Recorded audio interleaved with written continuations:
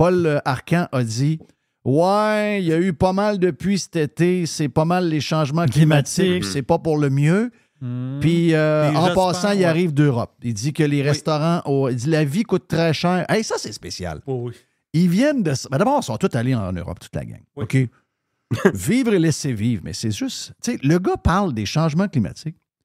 Puis là, il a dit, hey, je suis allé en Europe cet été, la vie coûte pas mal moins cher en Europe que ça coûte au Québec. Comment ça coûte cher de même à Montréal? Mais qu'est-ce qui est arrivé, là? Ils viennent de réaliser c'est ça. nouveau, là.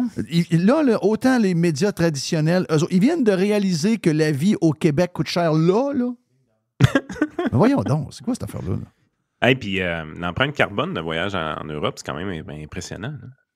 Ben oui, là, mais d'après moi, eux autres, ça compte pas. Je sais pas, il y a une affaire que je pogne pas. Ben, c'est ce que j'ai compris dans la chronique de Loïc Tassé un matin, que ça compte pas pour eux. Oui. Parce que il fait une chronique sur le surtourisme à Paris. Oui. Mais il est à Paris. Ah, voilà! C'est ça. OK, il fait sa chronique de Paris. Ça, c'est spécial, pareil. Hein? Ouais, mais c'est la patente. Comment s'appelle la fille qui n'avait pas sa ceinture de sécurité qui a fait 3-4 tonneaux sur la 20, là? Oui. La fille de l'autre, la fille du gars. Là. Oui. Penelope McQuaid. Penelope McQuaid, tu l'avais résumé, elle. Elle était aux portes du Sahara au Maroc. Exact. Aux portes du Sahara au Maroc. Elle a le droit d'y aller. Puis elle dit, hey... Elle dit, quand je suis arrivé là, il y avait des touristes, puis il y avait des tanks, puis il y avait des touristes. Non, elle a dit qu'il y avait des Québécois puis du monde de Longueuil. Ça l'énervait. Oui. Moi, j'ai appelé ça le théorème de la Tesla. Ouais. Te rappelles-tu des articles du temps que la Tesla était seulement un modèle S? Bref, tu n'étais pas capable d'avoir ce char-là en bas de 150 000 par année. Puis là, ils travaillaient sur le modèle 3, qui allait être le modèle qui démocratisait la Tesla, donc le modèle d'entrée de gamme. Et on nous disait 40-45 000, évidemment, c'est tous 70-80 000. Mais on avait plein d'articles de marketing qui nous disaient comment c'était une grosse gaffe de Tesla de faire ça. Parce que les gens qui conduisaient une Tesla ne conduisaient pas un véhicule automobile, ils conduisaient une Tesla. Oui, exact. Le but, c'était de montrer aux autres que tu étais dans une classe sociale supérieure. Ben oui. Ben oui. Et la démocratisation de la Tesla a fait en sorte que c'est plus hot avoir sa Tesla. Ben oui, un peu comme quand il est arrivé. Tu sais, Mercedes, il y a de nombreuses années, Mercedes, c'était pour le boss. BMW, c'était pour le boss. Oui. Donc, quand Mercedes et BMW, volontairement, dans leur offre, ont commencé à offrir des modèles beaucoup plus grand public, je ne vous dis pas que c'est des chars à 10 000, c'est pas ce que je dis, mais là, à un moment donné, la secrétaire exécutive du bureau arrive avec une BMW. Ben là, le boss, lui, il dit « Tabarnache, je ne suis plus dans la gang, là.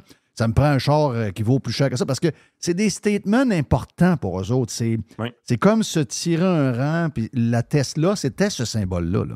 Et là, c'est devenu, avec la 3, là, c'est devenu que. C'est ça, il y a il se vend, c'est probablement la voiture la plus vendue, tout modèle confondu, quand on les mélange avec les autres. Donc là, maintenant, monsieur, tout le monde en a une. Puis là, monsieur, tout le monde, il voyage. Tu sais, il y a été une époque où est-ce que les journalistes, qui sont une classe haute de la noblesse québécoise, étaient considérés comme l'élite, étaient aussi considérés comme les seuls pouvant voyager. Fait qu'eux autres, dans le fond, le 30-40 ans, voyageaient sur le bras de l'entreprise. C'est ça. Racontaient leur voyage dans les pages de leur journal. Ben oui. Puis les Québécois étaient pendus au bout de leurs lèvres pour savoir comment on vit à Paris. Écoute, oui, les grands explorateurs. Impressionné, là. C'était impressionnant. Les grands explorateurs qu'on a vécus dans les petits cinémas, tout ça, les gens allaient regarder les voyages que d'autres avaient faits. Puis, c'était de permettre au petit peuple de s'imaginer comment c'était voyager. Là, il y a un problème, par exemple, c'est que le petit peuple, il voyage. Il voyage, voilà. Ça s'énerve. Ça fait chier. D'ailleurs, regarde, là. Mais ça coûte moins cher aller en Croatie qu'en Gaspésie. Je reviens sur les deux sujets. Tantôt, je vais revenir sur les médias pour finir avec toi, mais pendant que tu parles de ça, c'est que... tu sais, veux pas, on le sait, là, c'est ça le but. Là. Le but, c'est de changer nos habitudes. Puis, ils veulent qu'on change la manière de vivre, notre manière d'être. Ils nous le diront pas clairement. Là, ce qu'ils vont faire pour moins qu'on ait de char ou qu'on roule moins, c'est que le litre d'essence va être à 3 piastres tantôt. S'ils veulent moins de voitures, même la voiture électrique va coûter cher à remplir. Ils vont s'organiser pour diminuer le nombre de personnes qui voyagent parce que les voyages en Europe, maintenant, les billets, Jerry, tu me l'as dit, cet été, il n'y a rien en bas de 2000 pièces. Donc, par voyage, aller-retour, ça veut dire que vous êtes deux, ça coûte 4000 juste en voyage. Ça a monté beaucoup. Donc, on va arriver aux fins qu'on veut. Donc, le fameux reset du mode de vie où ce que tout le monde, à peu près, même la classe moyenne est capable d'avoir, je ne vois pas les avantages des riches, mais en tout cas, pour une classe moyenne, elle vit quand même assez bien, puis elle peut avoir une maison, 2 voitures, faire un voyage, elle peut avoir un VR. Ça les énerve énormément. Je pense qu'au début, on a vu ça comme une opportunité économique, mais par après, avec le temps, ça les énerve. Donc, la fameuse phrase là, qui semble déranger la gauche, et je vous dirais même les journalistes activistes, où on dit que Pierre Poilievre, c'est un complotiste parce qu'il refuse d'adhérer à ce mouvement-là qui part de rassemblements, entre autres à Davos, pour la patente économique à Davos, là, avec des gens qui mêler le des disent. affaires. Là. Mais c'est parce qu'ils le disent ouvertement. Là. Je veux dire, il n'y a pas on est capable de trouver toutes les vidéos en 5 minutes ou un paquet de panélistes. C'est arrivé là encore cet hiver où ils nous disent ben, on veut plus que vous possédiez rien, vous allez être bien dans un appartement, les voitures, mais ça va au-delà de ça, c'est que les journalistes mêlent plusieurs choses. Est-ce qu'il existe une convention annuelle d'élite mondiale, autant politique que des entreprises qui se rencontrent depuis des décennies à Davos, qui est le World Economic Forum? La réponse est oui. Est-ce que cette élite politique-là et cette élite entrepreneuriale-là souhaite influencer le discours public partout sur la planète? La réponse est oui. Oui. La théorie du complot, elle commence pas là. La théorie du complot, elle commence au moment où est-ce que tu dis que ces élites-là contrôlent les politiciens et sont les marionnettistes. Ça, c'est la théorie du complot. Oui. Mais de dire qu'il y a une convention annuelle, que cette convention-là annuelle recherche à avoir une influence et que nos politiciens n'ont pas d'affaires là, ben, je veux dire, c'est pas participer à une théorie du complot, ça, là. C'est de faire un choix, de dire, écoute, moi, je ne vois pas l'intérêt pour mes ministres d'aller là, éventuellement. S'il y avait un genre de Davos au Texas, où ce que des gens d'affaires, Trump est là, Musk est là, les politiciens qui y vont, t'as Est-ce que Peterson veut organiser, par exemple? OK, je ne sais pas. Jordan Peterson a l'intention, je ne sais pas où est-ce que c'est rendu son projet, mais de faire un anti-Davos de son côté. Bon, ben vois-tu, mettons qu'il le fait. Et il réussit à avoir tous ceux... Bon, là, Zuki, même Zuki est devenu un ennemi, imagine-toi.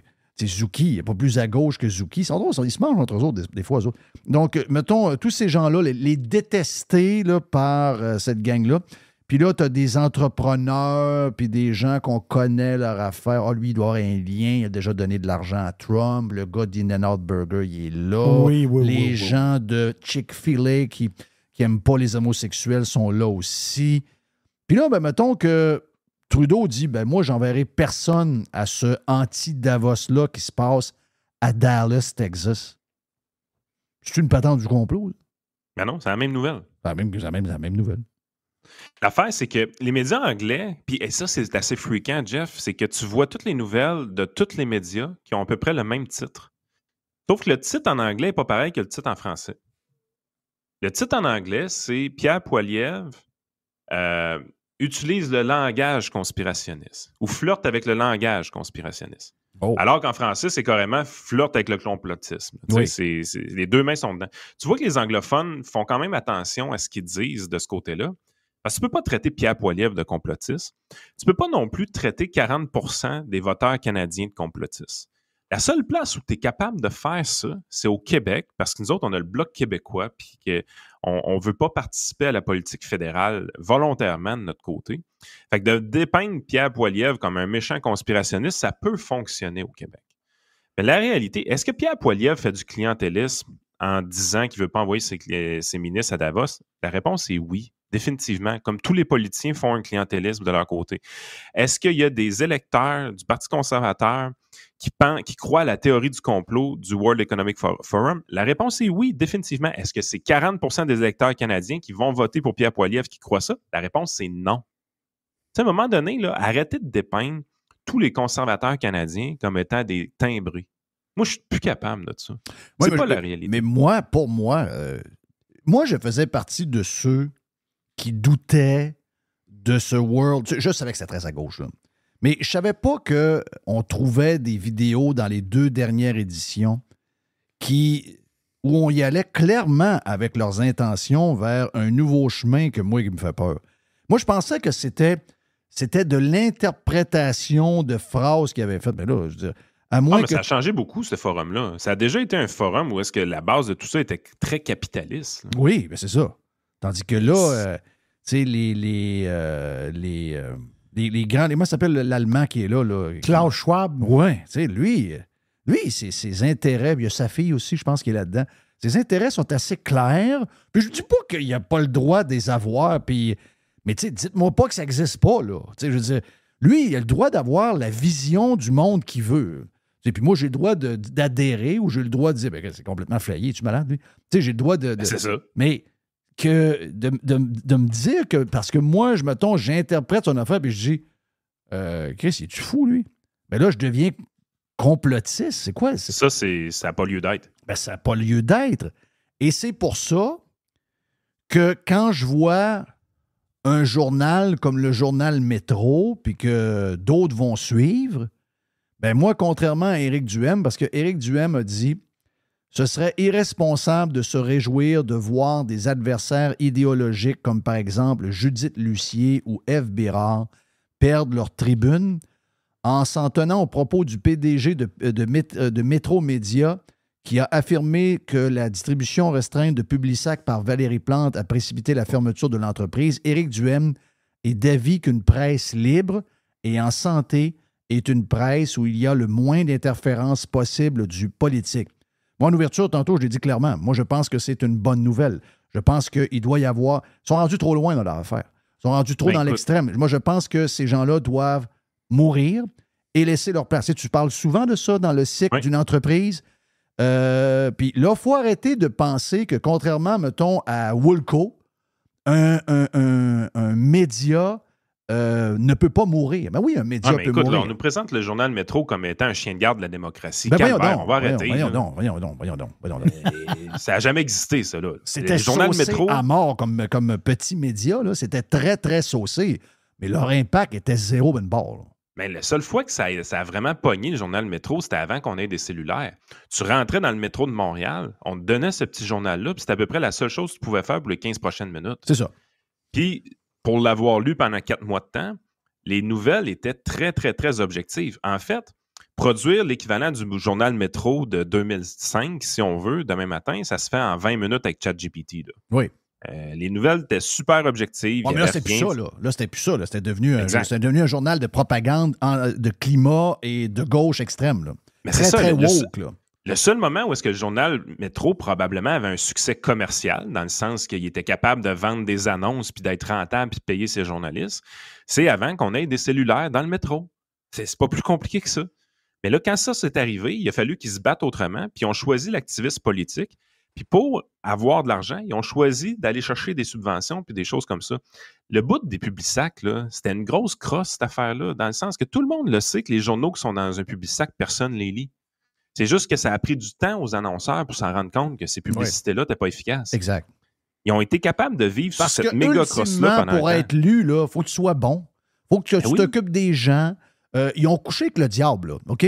Tous les médias ont couché avec le diable. Et ils se sont détachés des gens. Tu sais, le plus bel exemple de ça, là, on va dire, si tu vois TVA mourir, TVA meurt parce que TVA est encore en vie pour une chose. Il est encore en vie par les téléphones, c'est ça qui est drôle. C'est ça qui les tue, mais en même temps, c'est ça qui les fait vivre d'une certaine manière. Donc, Québécois est en santé financière à cause des téléphones, mais TVA Group, qui est une compagnie distincte en bourse... C'est officiel, c'est quasiment en faillite. Ça vaut 76 millions. Ça vaut 76 millions, puis ils perdent à peu près 25 à 30 millions par trimestre. Fait que dans 2 ans, ça vaut plus rien. Donc, si eux, qui dominent l'agenda, sont dans le trouble financièrement, imaginez-vous comment les autres sont. Imaginez-vous la gang du Soleil, imaginez-vous la presse, imaginez-vous le Devoir. Peut-être le Devoir est le moins pire de la gang. Imaginez-vous justement le journal Métro, puis tous les autres, ils vont tous mourir. Mais, tu sais, ça a été commencé avant, mais le baiser mortel, c'est vraiment les subventions de la COVID et le fait de pas... Je ne vous dis pas que pendant la COVID, il n'aurait pas pu avoir dans le même journal une page qui nous annonce que le gouvernement veut, puis même une page où tu as des commentaires d'éditorialistes qui défendent ce que le gouvernement... Mais ce qui manquait, c'était la page d'à côté. La page des 40-50% de gens qui buvaient rien de ce que le gouvernement dit, qui ne les croyaient pas, qui ne se sentaient pas concernés, qui voyaient que ces gens-là prenaient une mauvaise décision. Ces gens-là ont été complètement écrasés par ces médias-là. Mais ça donne que c'était des gens qui écoutaient la TV. C'était des gens qui lisaient les journaux. C'est des gens qui allaient sur leur site Internet prendre leur information. Ils les ont crissés dehors. Et puis là, maintenant, ils se demandent pourquoi ils sont dans le trouble et ils mettent ça sur le dos de Facebook c'est une stratégie Jeff, pour avoir de l'argent, là. On TVA s'entend? vaut 76 millions. Oui. TVA comprend TVA Sport. TVA Sport n'est absolument pas rentable. Non. C'est une dompe à fin. La Poche Bleue, qui est un podcast qui ressemble à ce que je fais, à ce que tu fais, ça serait vendu entre 2 et 8 millions. Oui. Comment est-ce que la Poche Bleue fait pour valoir cet argent-là? Puis TVA Sport, c'est une dompe à cash. Oui. C'est parce qu'ils sont gérés sur un ancien modèle économique qui fonctionne plus. Voilà, c'est Là, pour on ça. parle de sport, là. C'est même pas de la gauche et de la droite, là. Non. Puis c'est pour ça que je te dis que Éric, je comprends Éric, là. Éric a toujours eu cette relation-là avec les médias où il veut jouer, tu sais, il veut pas jouer la game à Poilievre, il veut pas jouer la game à Trump. C'est comme Jerry dit, c'est pas dans Éric. Je vais y en parler, mais que je le vois cette semaine. Mais, tu sais, je veux dire, il gagne rien à souhaiter que ces joueurs-là demeurent. Il faut qu'il y ait une forêt qui est malade doit brûler. OK? Une forêt malade vieille doit brûler. Si tu veux avoir des nouveaux arbres, si tu veux avoir des nouveaux arbustes qui partent, si tu veux avoir une nouvelle tourbe qui commence, etc., tu dois, à un moment donné, la nature va s'arranger pour que ça brûle. Éric devrait juste dire réellement ce qu'il pense, dans le sens que il dit dans son affirmation ils doivent être exempts d'influence gouvernementale. Donc, les récits subventions. Tout le monde sait que leur modèle d'affaires sans subvention ne marche pas. Oui, je sais. Tu sais, je veux dire, il dit sans le dire, il devrait juste le dire. Mais la réalité, c'est que présentement, faire du média, c'est pas vrai que c'est impossible. On nous présente la fatalité médiatique puis les subventions gouvernementales comme étant une fatalité, mais la réalité, c'est qu'il y a un appétit pour les gens pour consommer du média encore. Les gens ne se sont pas désintéressés des nouvelles. Ils ont toujours besoin de nouvelles. Quand il y a un vide qui arrive, quelque chose va le remplir. Moi, je lis que tout le monde va mal, OK? Puis je n'entends par les histoires de radio, j'entends... Mais tout le monde va mal parce qu'on ignore une grande partie des médias. On ignore tout ce qui se fait dans le podcasting puis sur le web. Il y a des sites Internet présents. Puis je vais prendre le milieu du sport parce que c'est le meilleur milieu. Parce qu'il n'y a pas de gauche puis de droite dans le milieu du sport. Mais dans le milieu du sport, présentement, il y en a des médias rentables. Dans lescoulisses.com, c'est rentable. Dans la Poche Bleue, c'est rentable. Ben, TVA Sport, c'est pas rentable. Mais regarde, moi, je lis plein d'affaires parce que toi, on a deux modèles. On a le modèle pour les membres avec le Prime, mais on a un modèle public avec la publicité. Puis tu connais, c'est ma blonde qui s'en occupe, puis tu achètes de la pub chez nous. Ben, ma blonde, je sais que ma blonde, c'est une machine. Mais malgré tous les changements économiques depuis 1 an, on rentre dans l'année avec 85% de la publicité vendue. C'est de ce qu'on a vendu l'année passée en 1 an. Il nous reste c'est fantastique. 11 mois et 2 semaines pour récupérer le 15%. Donc, je peux t'annoncer tout de suite qu'on va battre les chiffres de l'an passé. Ben oui. Donc, dans un contexte très difficile, il doit avoir... On peut se mettre les deux pieds sur le pouf, Marc-Claude, cette année. Mais on peut... Non, mais elle est excellente. Elle est excellente, c'est une machine. On a des clients extraordinaires. Mais c'est parce qu'on s'occupe de notre média. Et je pense qu'on parle au monde, comme tu le fais dans ton podcast. Ah oui. On fait quelque chose qui n'existe pas, tandis que les médias traditionnels... Il y a quelqu'un qui m'a envoyé un vidéo de Bill O'Reilly avec Cuomo, l'ancien de CNN. Et O'Reilly fait une analyse des médias qui sont en train de crever. Et le mot qui revient régulièrement, puis il a tellement raison, le mot qui revient régulièrement, puis les gens qui étaient dedans, puis qui ont quitté, puis qui le voient, comment ça se passe, c'est un milieu de paresseux. OK? Ben oui. C'est un milieu de paresseux qui n'a pas fait sa job, puis qui est mené par une gang de non-visionnaires, beaucoup de boss très mauvais dans l'industrie des médias, qui, au lieu de justement trouver ce qui s'en vient d'être visionnaire, de comprendre la nouvelle game, c'est des gens qui s'accrochaient au passé et qui pensaient que qu'est-ce qu'ils faisaient il y a 5 ans allait marcher encore dans 5. Une gang de paresseux. Pas compliqué. Puis les boycotts, à un moment donné aussi, regarde un peu l'impact des boycotts. La droite se met à boycotter Budweiser récemment. Même moi, tu sais, j'ai dit, écoutez, avant de donner trop d'importance à ça, attendons, parce que le prix de l'action, au début, il ne bougeait pas beaucoup chez Budweiser. Ça a pris une couple de semaines. Après une couple de semaines, ça s'est mis à bouger pour de vrai. Puis le stock a perdu de l'argent en bourse, là. Puis les ventes, ça a fini par paraître aussi, puis tout ça. Fait qu'un boycott de la droite, là, ça a eu un impact réel. Oui. Récemment, la gauche a essayé de boycotter. Regarde, l'action de souvenirs. Aux alentours de 64-65$, on est à 53-54$. Donc, ils ont mangé une claque. Mais c'est vraiment arrivé aussi par les chiffres de vente puis le fait que Budweiser, la Bud Light, est passé de premier à genre 4e. Donc, il y a eu des effets concrets, là. La gauche a essayé d'un boycott récemment sur un chanteur country. Oui. Ils ont fait le plus grand succès de Jason Aldean avec Try That in a Small Town, qui est devenu sa première tune, qui a fait un top 3 au Billboard dans le pop music. Pas dans le country, dans le pop music. Ils ont fait une méga star, puis c'est une Christie de bonne tune. Puis Jason Aldean, dans cette tune-là, est extraordinaire. Mais c'est ça, ils ont poussé la tune. La tune est devenue un méga hit.